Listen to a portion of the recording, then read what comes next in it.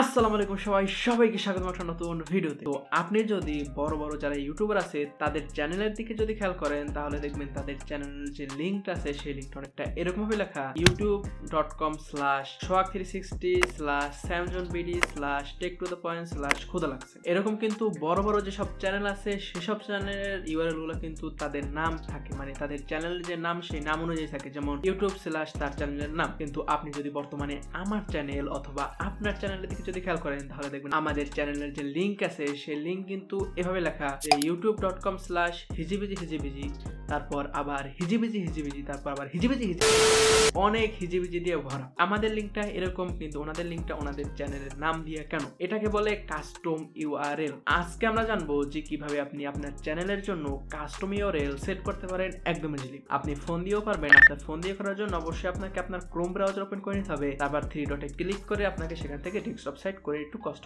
করে নিতে হবে। তো আপনি যদি আপনার চ্যানেলের জন্য কাস্টম ইউআরএল সেট করেন তাহলে কিন্তু আপনার চ্যানেলের জন্য অনেক বেনিফিট আছে। যেমন আপনার চ্যানেলকে দেখতে অথেন্টিক লাগবে, রিয়েল লাগবে, কোনো ফালতু চ্যানেল লাগবে না। মনে হবে গিয়ে হ্যাঁ এটাই কিন্তু একটা রিয়েল লোকের চ্যানেল। আপনার চ্যানেলটা দেখতে কিন্তু আরো বেশি অথেন্টিক লাগবে। তো চ্যানেল নাম লিখে সার্চ করার সাথে সাথে কিন্তু আপনার চ্যানেলটা খুঁজে পাবে। কিন্তু আপনার চ্যানেল যদি কাস্টম ইউআরএল সেট করা না থাকে তাহলে কেউ যদি আপনার চ্যানেলের নাম লিখে সার্চ দেয় তাহলে হ্যাঁ হয়তো পেতে পারে, কিন্তু যদি কাস্টম ইউআরএল থাকে তাহলে কিন্তু সে পাওয়ার চান্সটা আরো বেশি বেড়ে যায়। তো কাস্টম ইউআরএল সেট করবেন কিভাবে সেটা আমি দেখিয়ে দেবো, কিন্তু কাস্টম ইউআরএল সেট করার আগে আপনাকে অবশ্যই কিছু রিকোয়ারমেন্ট ফুলফিল করা লাগবে। এখন সেই রিকোয়ারমেন্ট গুলো কি চলুন জেনে নিই। তো অবশ্যই আপনার চ্যানেলে 100-র বেশি সাবস্ক্রাইব থাকতে হবে এবং আপনার চ্যানেলের বয়স 30 দিন পুরনো হতে হবে। মানে আপনার চ্যানেল যদি নতুন খুলেন তাহলে কিন্তু হবে না, আপনার চ্যানেলে 100 সাবস্ক্রাইব থাকতে হবে এবং আপনার চ্যানেল অবশ্যই 30 দিনের পুরনো হতে হবে এবং আপনার চ্যানেলে অবশ্যই প্রোফাইল পিকচার এবং কভার ফটো আপলোড করা থাকতে হবে। তো মোটামুটি এই 3-4টা যদি জিনিস আপনার চ্যানেলে ফুলফিল করা থাকে তাহলে আপনিও কিন্তু ইজিলি আপনার চ্যানেলে একটি কাস্টম ইউআরএল সেট করে নিতে পারেন। কিভাবে কাস্টম ইউআরএল সেট করবেন চলুন দেখা যাক। প্রথমে আপনি আপনার ক্রোম ব্রাউজার দিয়ে, আপনার যদি ফোন হয় তাহলে ফোনের ক্রোম ব্রাউজার দিয়ে ডেস্কটপ সাইট থেকে আসবেন, আর যদি পিসি থাকে তাহলে তো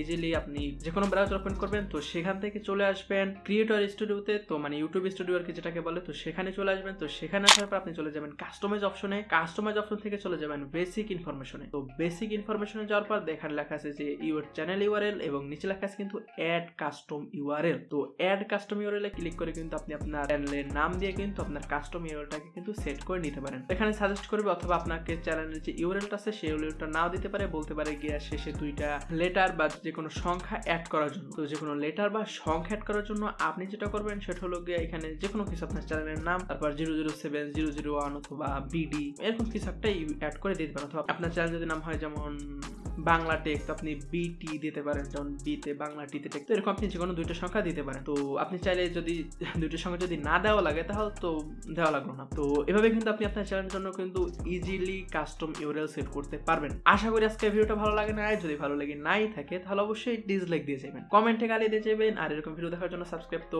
একদম করবেন না। তো দেখা হয়েও যেতে পারে অন্য কোনো দিন অন্য কোনো ভিডিওতে। সে পর্যন্ত সবাই সুস্থ থাকবেন, ভালো থাকবেন। Till then take care. আসসালামু আলাইকুম।